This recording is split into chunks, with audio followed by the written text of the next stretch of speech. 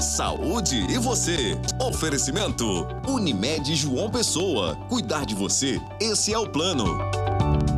Olá, muito bom dia! Está começando o programa Saúde e Você com muitos assuntos pensados para você e sua família. E vamos aos assuntos. Hoje vamos falar de labirintite. Vamos saber quais são as causas e as formas de tratamento. Janeiro já bate a porta e vamos lembrar da importância da prevenção do câncer de pele. Um especialista vai esclarecer sobre como tratar este tipo de câncer. E mais, já estamos nos despedindo de 2022 e como lidar com o novo ano que se aproxima. Tudo isso e muito mais agora no programa Saúde e Você que está começando. Fica comigo!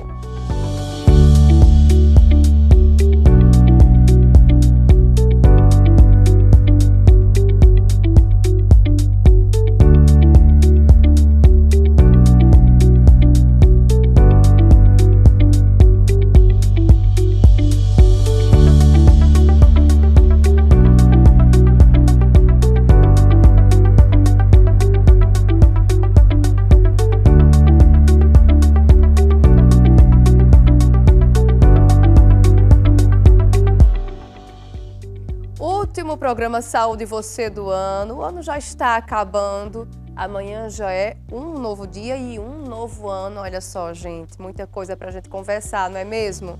Que bom, não é? A gente chega ao final do ano, mas com certeza com um balanço muito positivo. Positivo porque estamos juntos, positivo porque a sua companhia faz toda a diferença para nós. A sua companhia faz toda a diferença aqui para a TV Arapuã. Estar com você é um grande privilégio que nós temos, ter a sua audiência. Vamos falar de um problema agora que afeta cerca de 30% da população mundial. Tonturas, isso mesmo, tonturas. Muita gente sofre disso, 30% segundo a Organização Mundial de Saúde. E este é um dos sintomas da labirintite, que acomete aí qualquer idade. Quem sofre com esse problema contabiliza aí os transtornos. Veja aí. Uma das sensações mais terríveis que eu tive até hoje. Estava deitado já, descansando, acordei com forte tontura, não conseguia ter noção de tempo, espaço, olhava para o teto, via tudo rodando. Confesso que até para sentar na cama foi um movimento muito difícil. Tive que sair palpeando as paredes. Enfim, foi uma sensação terrível. Com tudo isso, é praticamente impossível realizar qualquer atividade do dia a dia. Ednei começou a sentir esse mal-estar há 1 ano. Era uma inflamação no labirinto. Procurou um especialista e fez um tratamento medicamentoso. O primeiro passo eu fui direto para a UPA. Na UPA, o médico identificou que eu estava com uma crise de sinusite grave, que influenciaria nisso também, associado a uma crise de ansiedade aguda. Ele passou a medicação, deu uma melhorada e de imediato ele pediu para que procurasse um otorrino para que ele fizesse uma investigação.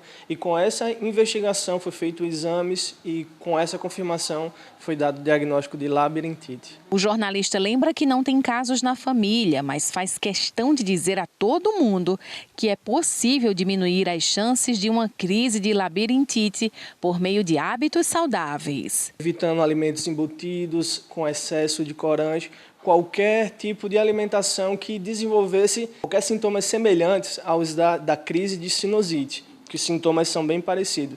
Então, juntando uma dieta equilibrada com algumas atividades, a gente já consegue ter uma noção do que não fazer para não ter uma próxima crise. Ninguém quer, mas infelizmente a gente passa. Porém, sabendo associar e podendo evitar, a gente consegue ter uma vida tranquila, calma e bem equilibrada. Pois é, e para falar mais sobre a labirintite, nós convidamos um otorrino, ele que vai explicar os sintomas e também as formas de tratamento dessa doença. Acompanhe. Segundo a Organização Mundial de Saúde, as tonturas chegam a afetar mais de 30% da população mundial. E depois da pandemia de Covid-19, ainda tem paciente que relata tonturas constantes com a relação com a Covid. Como tratar? Por isso a gente veio ouvir o especialista, o otorrinolaringologista Hugo Guimarães Filho. Muito obrigada pela sua participação. E primeiro, até o senhor já corrigiu aqui aqui que a gente estava vendo um pouco antes da pauta é labirintite, né? Que são as tonturas frequentes que a gente tem, mas esse é mais um nome popular, né? Um nome que a gente conhece. A nomenclatura mesmo, o termo correto, nem é esse. Exato. Primeiro, eu que agradeço, né? Poder informar, né? Dar uma ajuda. O correto seria labirintopatia, né? Porque o termo labirintite seria referente a um processo inflamatório do labirinto, não é o caso. E como a labirintopatia, né, as afecções que acometem o labirinto, gerando, por consequência, tontura, tem várias origens, não é só o processo inflamatório em si. Então, o termo ele é um pouco equivocado.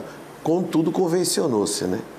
E todas as pessoas, minha labirintite, enfim. Mas o termo correto seria labirintopatia, que seria uma patologia envolvendo o labirinto. E o que vem a ser de fato? O que é que causa, então, esse problema no nosso labirinto, né? Que agora a gente já está sabendo o termo correto. Bom, as causas podem ser inúmeras, né? E você tem causas dentro do próprio ouvido, né? Que aí você teria alguns exemplos, como as vertigens posicionais, são aquelas tonturas por movimentos bruscos quando você está deitado, por patologias inflamatórias do labirinto, a vertigem posicional é causada por pequenos cristais que se deslocam dentro dos canais, são pequenos canaizinhos que estão dentro lá do ouvido interno. E você pode ter causas otológicas referentes a processos inflamatórios do ouvido médio, com infecções, às vezes por lesão, por explosões, pode causar interferência no próprio labirinto, que ele está junto com o microfone do ouvido, que é a cóclea. Então, existem as causas do ouvido, que são de origens otológicas, e as causas que estão fora do ouvido.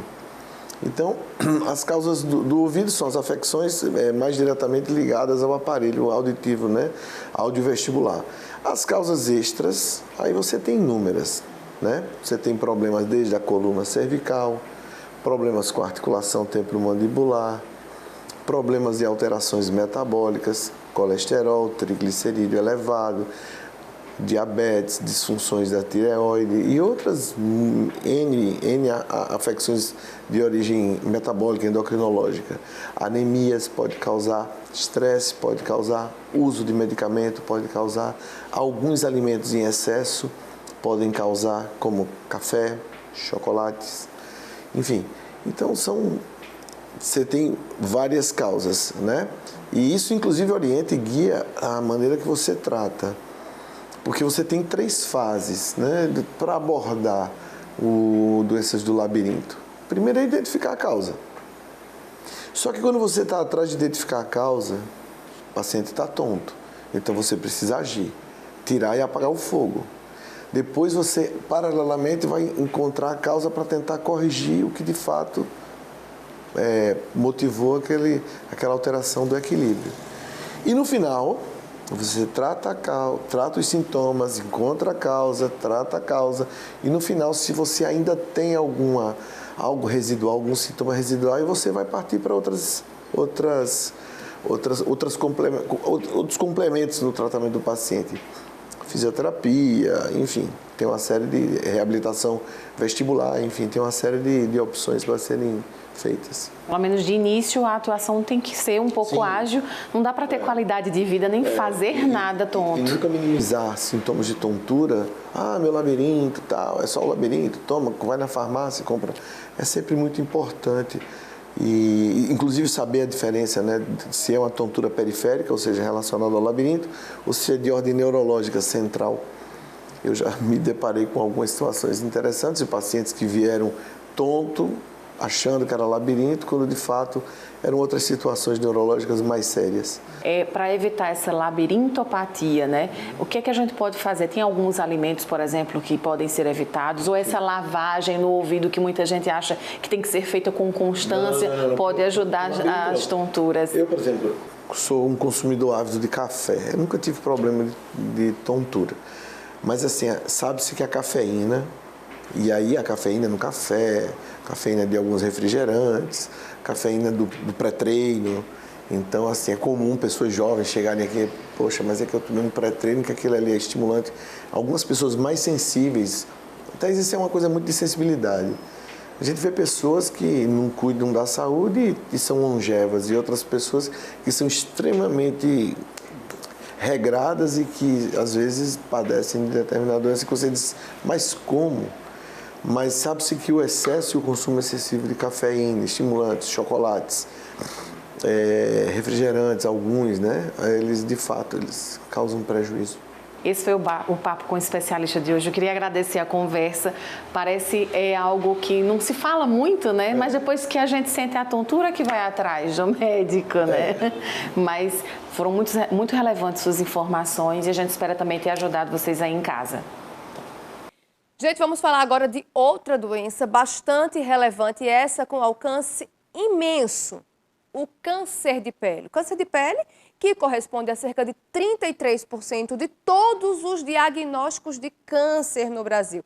É o câncer que mais acomete homens e mulheres. Segundo o Instituto Nacional do Câncer, a cada ano, cerca de 185 mil novos casos acontecem. Mas como prevenir e como tratar esse tipo de câncer? É o que nós vamos saber agora.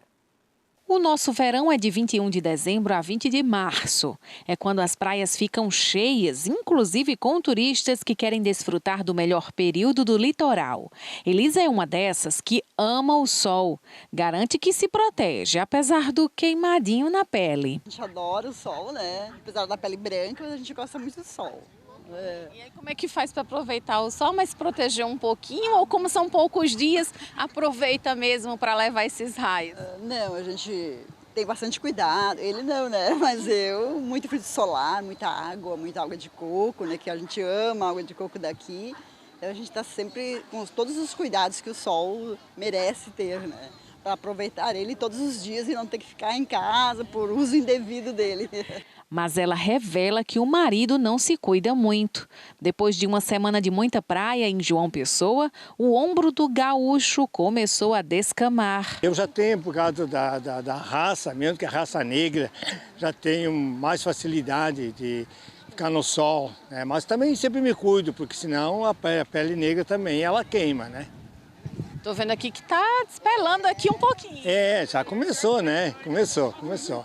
É que o sol de João Pessoa é bom, ele é meio ardente, mas ele é bom, é ótimo. Este dermatologista explica por que todo mundo deve usar protetor solar no combate ao câncer de pele. Esses protetores solares são importantíssimos, que você fique reaplicando a cada 4 horas. Criança que vai para a praia, mas a criança não gosta, não tem esse negócio. Precisa se proteger, entendeu? Porque esse dano cumulativo é que vai provocar fotoenvelhecimento, é que vai estimular uma doença autoimune, por exemplo, que é fotossensível, como lúpus, entendeu? Existem cânceres muito graves de pele, entendeu? Que é importante que haja proteção para que você não venha adquirir futuramente. Isso até mesmo dentro da população negra, que muitas pessoas acham que não precisam se proteger tanto quanto os brancos. Olha, o negro, em geral, tem uma tendência a menos câncer de pele. A melanina protege, mas isso não isenta do negro não usar. Eu fico impressionado, eu sou negro, não vou usar porque eu já tenho a minha própria proteção. Não, você pode também desenvolver câncer de pele. Certo? Então, assim, é importante que o negro, o branco, o amarelo, todos eles se protejam contra o sol. A proteção deve acontecer até dentro de casa, em períodos chuvosos e nublados. Se engana quem pensa que o sol entre as nuvens não traz prejuízos para a pele. A proteção sempre é muito importante, né? Porque, por exemplo, uma dona de casa fala, mas eu não saio de casa, mas você está em contato com a luz de casa, você está em contato com a luz solar que entra dentro de casa, você está em contato com a panela quente da cozinha. Tudo isso provoca fotodano solar, ou assim, fotodano na pele, entendeu? É importante que se use mesmo dentro de casa, entendeu? Lógico que os cuidados quando você sai andando pela rua sem protetor solar é muito pior. O dano na pele é muito maior, sabe? Mas é importantíssimo que você use protetor solar. Eu sempre peço aos pacientes para usarem a cada 4 horas, né? Mas os pacientes, eles, por razões financeiras, por razões também de ficar reaplicando, muita gente não consegue fazer isso. Mas se você aplicar pelo menos 3 a 4 vezes ao dia, já está bom demais. O sol das 10 da manhã às 4 da tarde deve ser evitado, já que os raios são mais fortes. Junto com outros cuidados, é possível reduzir os mais de 185 mil novos casos de câncer de pele registrados no Brasil todos os anos, segundo o INCA. A gente vai ao rápido intervalo, mas não sai daí não, que no próximo bloco tem muito mais saúde pra você. Eu te espero. Saúde e você. Oferecimento Unimed João Pessoa. Cuidar de você, esse é o plano.